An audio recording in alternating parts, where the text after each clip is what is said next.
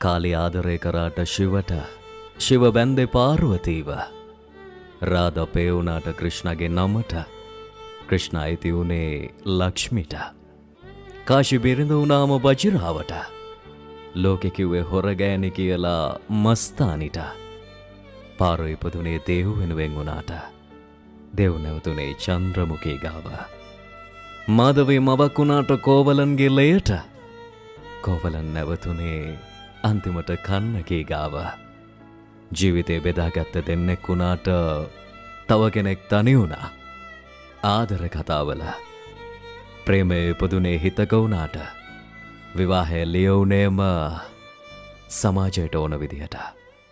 හැමදාටම උන් කලසේ පහළුවේ පරිශුද්ධ